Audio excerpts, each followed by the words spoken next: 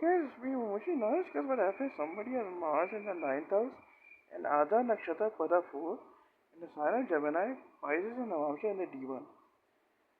The Mars in the ninth gives passionate beliefs, ideological intensity, strong opinions, argumentative intellect, desire to fight for truth or personal philosophy.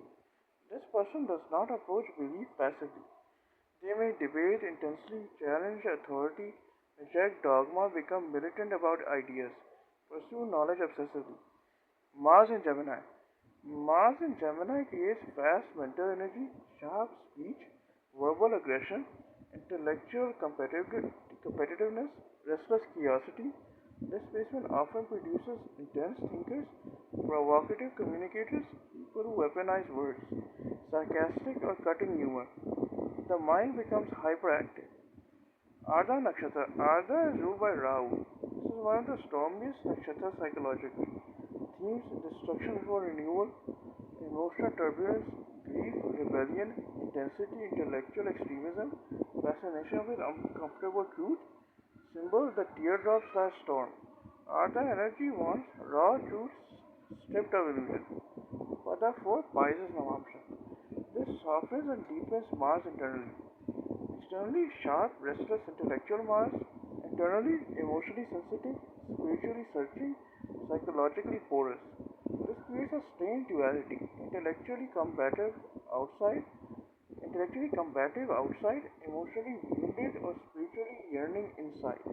The person may argue intellectually, but secretly search for transcendence or emotional meaning. Psychological profile.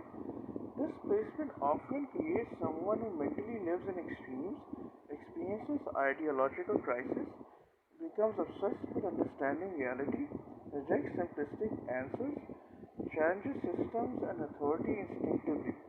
Combined with the rest of the chart, this becomes a very karmic true destroyer signature. Communication style. Mars in Gemini plus Ardra gives sharp tongue, intense debates, brutal honesty, emotionally charged speech, verbal impulsiveness. The person may speak before calming emotions, intellectually dominate conversations, provoke reactions intentionally or unconsciously, possible challenges, potential lower manifestations, ideological fanaticism, emotional volatility, intellectual arrogance, destructive speech, nihilistic phases, conflict with teachers slash fathers slash religion, nervous exhaustion. There may also be constant inner mental pressure, difficulty calming the mind. Spiritual and philosophical impact. This is not passive spirituality. This placement often creates spiritual rebels, occult investigators, anti-dogmatic thinkers, people who reconstruct belief through suffering and questioning. The person may repeatedly go through belief, destruction, search, reintegration. Relationship with meaning and purpose.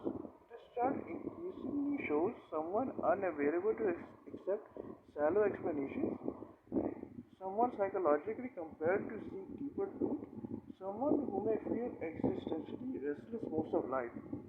There's often dissatisfaction with conventional society, attraction towards fringe philosophy, desire to intellectually transcend limitations, higher expression. But majority displacement can produce fearless truth-seeking, powerful intellectual courage, transformative teaching ability, deep spiritual insight after crisis, ability to guide others through chaos. This is the energy of the philosophical storm survivor.